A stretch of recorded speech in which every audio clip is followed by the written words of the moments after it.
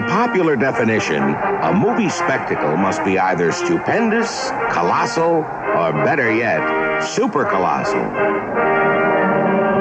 Words like these are priceless to Hollywood, reserved specifically for its giant spectaculars. Many great moments in history already have become film epics. Can you name this ancient queen whose beauteous face launched 1,000 ships? Helen. Helen of Troy.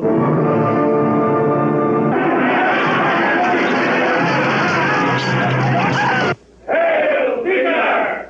We salute you! Empires may rise and fall, but in Hollywood they endure forever as film spectacles. Let the wine flow. For tonight Nero celebrates his greatest triumph. Above all, a film spectacle must have heroes, and those devoted to heroes. Here, Victor Mature is the gladiator Demetrius.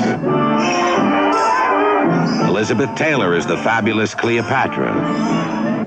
Rex Harrison in the role of Julius Caesar. Charlton Heston as El Cid.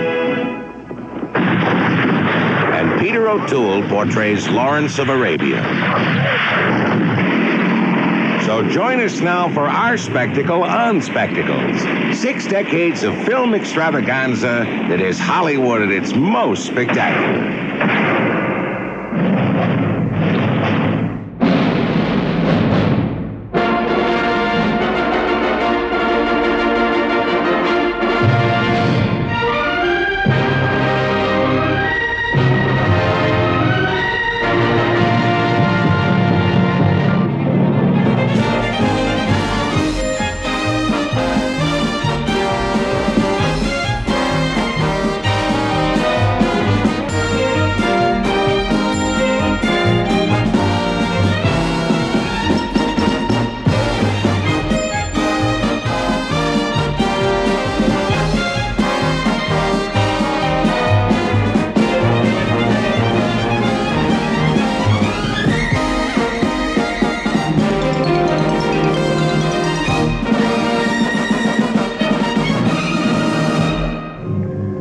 God, how I hate the 20th century.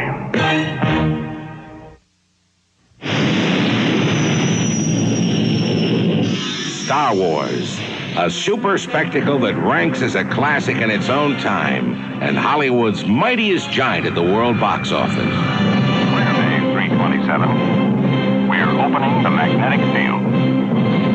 In this story of alien beings and planets light years away, director George Lucas brings us into realms having new imaginative dimensions. The spectacle screen has become a broad window to other worlds.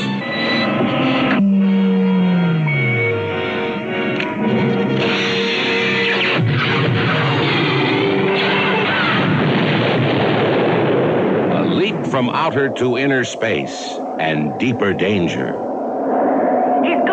In Fantastic Voyage, explorers lost within a living body find the lung a frightening cavern, the bloodstream a treacherous river filled with obstacles.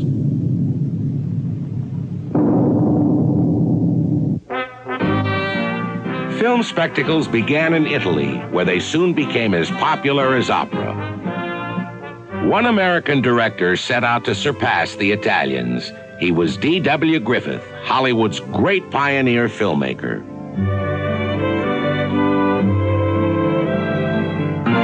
With Birth of a Nation in 1914, Griffith created an incomparable moneymaker. But more important, he gave to film a dynamic language all its own.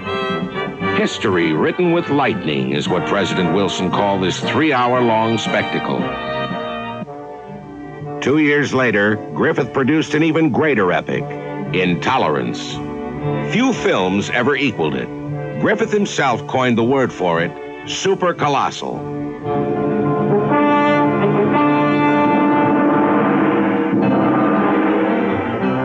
To this day, no larger motion picture set has been erected anywhere. Griffith's magnificent Babylon towered 90 feet above young Hollywood.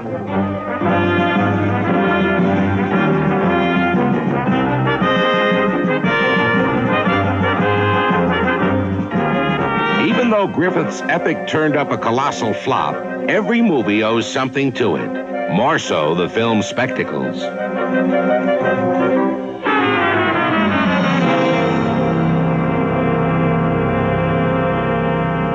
By the 1930s, Hollywood began traveling to exotic foreign locations.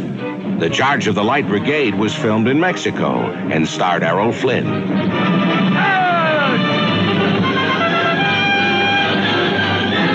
They're charging! What madness. Such daring stunts injured and killed many riders and horses. Now regulations safeguard animals in films, but stuntmen are expected to continue taking chances.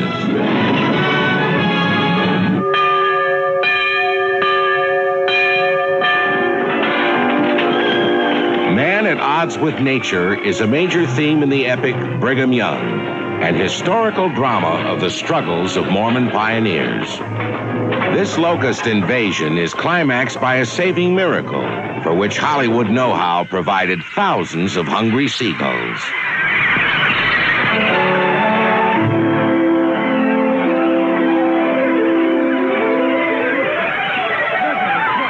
Look, they're eating the crickets. Whoa,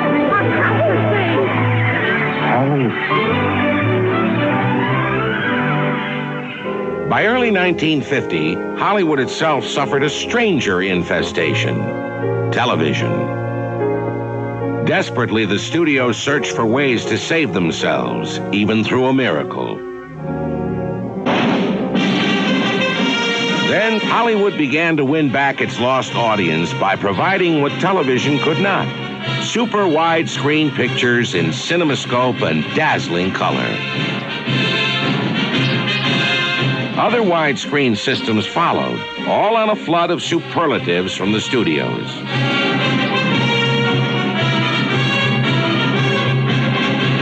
The expansive widescreen developed into an impressive frame for giant spectacles.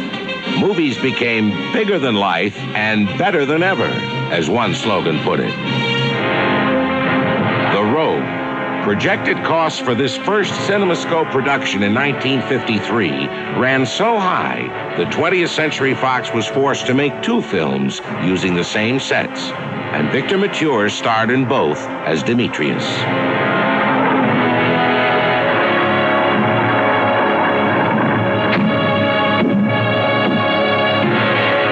Along with Mature, the same costumes and extras appeared in the second CinemaScope epic, Demetrius and the Gladiators. Also featured were Ernest Borgnine and Susan Hayward. The best prospect of the lot had to be a coward. I'm no coward. Then why did you run?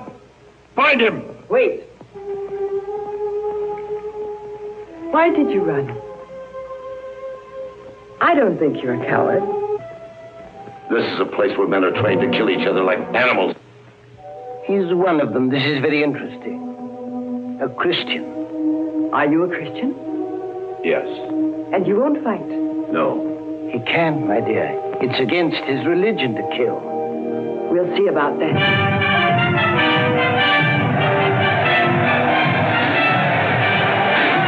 Always a favorite with movie audiences, combat in the Roman arena proved even a bigger crowd pleaser seen on the wide screen.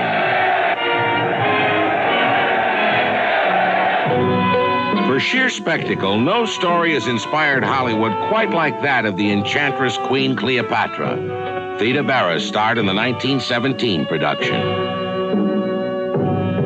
In 1934, it was Claudette Colbert, directed by Cecil B. DeMille for Paramount Studios. Then in 1961, Cleopatra's Siren Song lured 20th Century Fox into the greatest production gamble in motion picture history, a staggering investment of $31 million. An extravagance the real Cleopatra might not afford was this floating palace. But, after all, it was carrying the reigning Queen of Hollywood, Elizabeth Taylor.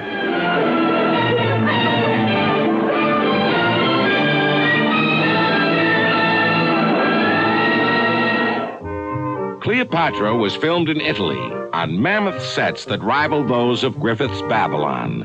This is Alexandria, Cleopatra's capital, spread out over 60 acres. The Roman Forum was scaled to twice its original size to fill the wide screen more impressively.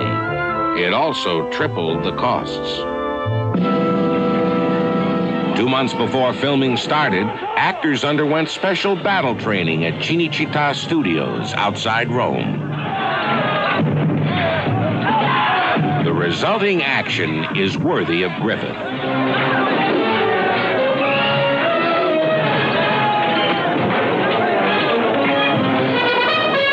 Cavalry riders train daily for their brief moment on the screen.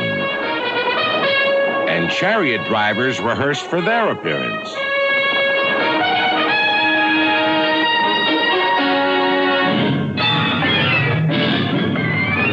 On several stages, over 100 dancers worked out routines that precede Cleopatra's grand entry into the Forum.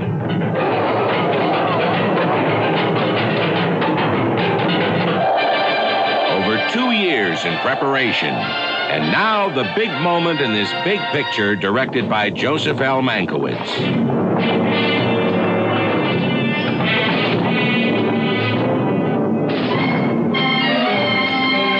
Production costs for this sequence ran well over $3 million. Before such dazzling splendor, all Rome trembled, but not nearly as much as studio executives back in Hollywood.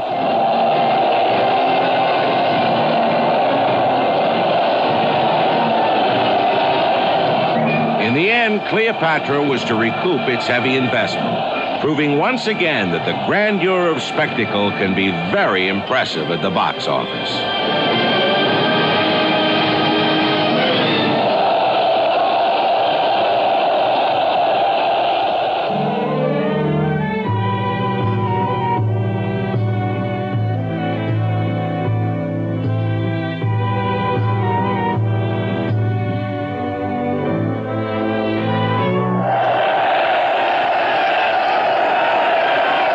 More spectacles and more stars when we continue.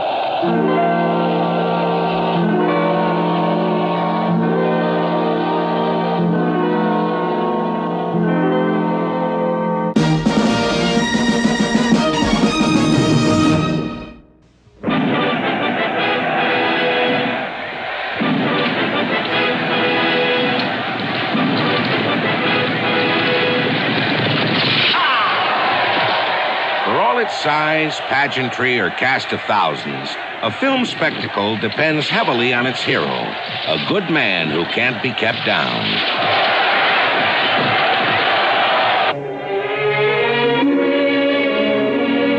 Along with the hero, there is usually a beautiful heroine. In El Cid, this ideal is fetchingly portrayed by Sophia Loren and Charlton Heston.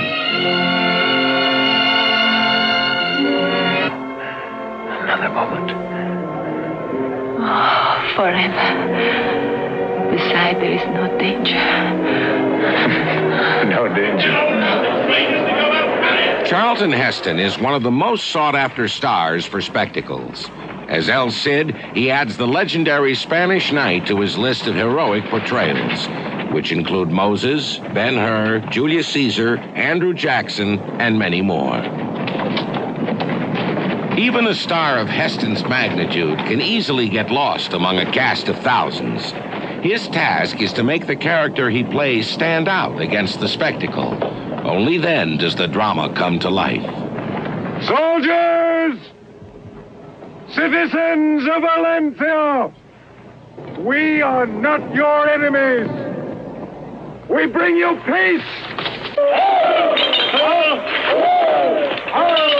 For the agony and the ecstasy, Heston traveled to the marble quarries of Italy to play a different kind of hero, Michelangelo.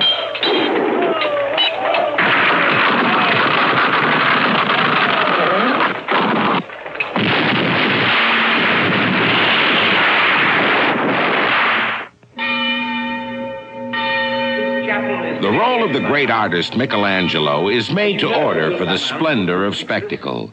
Conflict and personal drama that challenge the actor, as in this scene with Rex Harrison. What is your opinion of the architecture?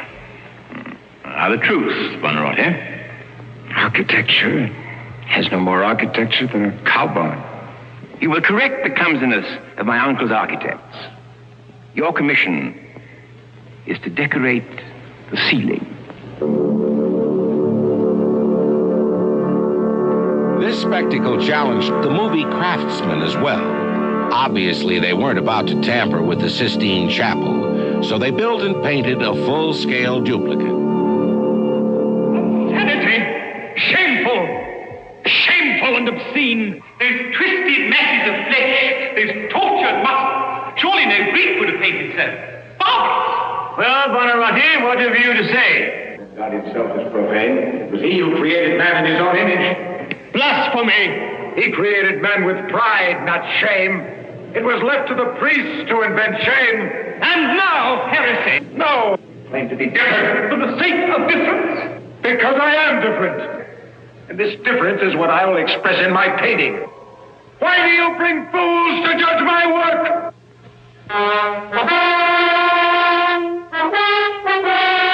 When Heston and David Niven signed to do 55 Days at Peking, both looked forward to a trip to China, but they landed in Spain instead. Here, the producers recreated the China of 1900. Do we walk? Yes, very slowly.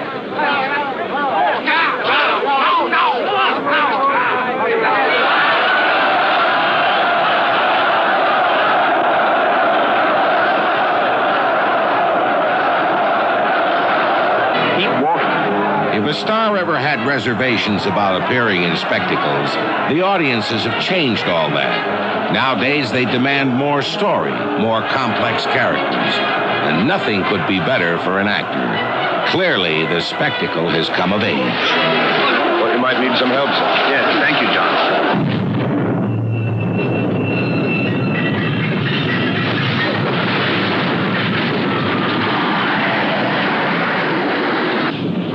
Lawrence of Arabia, directed by David Lean, raises the spectacle to new levels.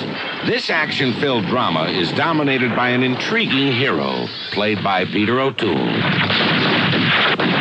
on, man!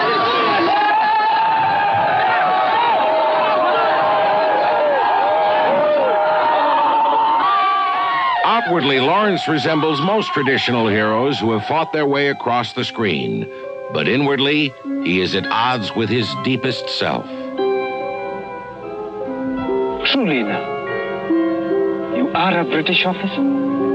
Yes. From Cairo? From Oxfordshire. Is that a desert country? No. Fat country. Fat people. You are not fat? No. I'm different.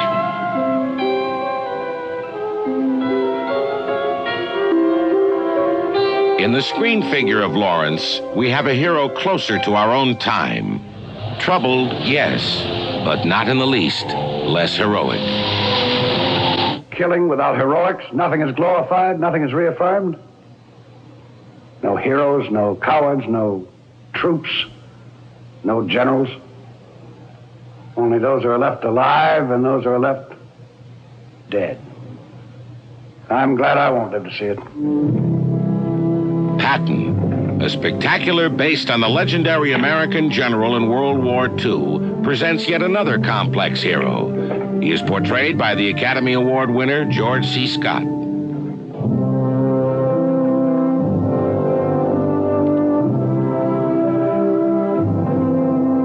Patton is obsessed with being a warrior hero, a noble reincarnation from a bygone age.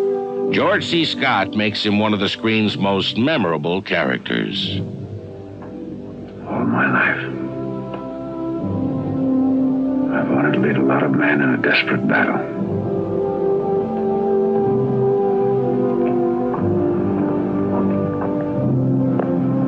I'm going to do it.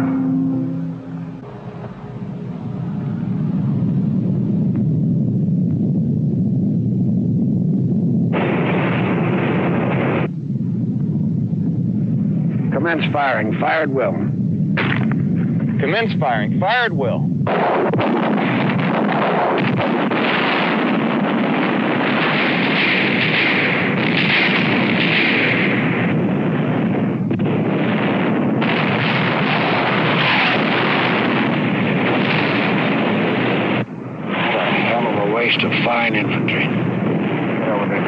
and tell him to hit him hard on the right flank. Here's where we hold my nose. Kick him. Squat.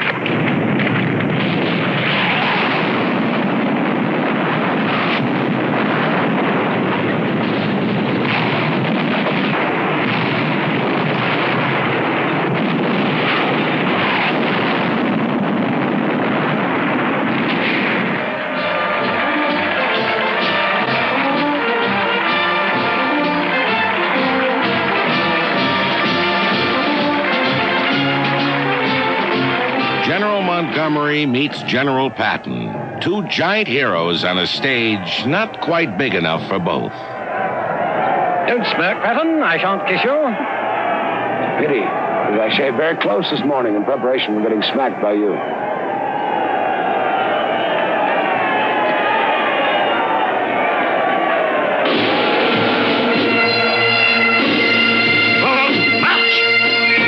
On their way to immortality, you can be sure that heroes of every kind will continue to parade before us. Our myths and stories depend on them, and so do the film spectacles yet to come. I will be proud to lead you wonderful guys into battle anytime, anywhere. That's all. And that's Hollywood.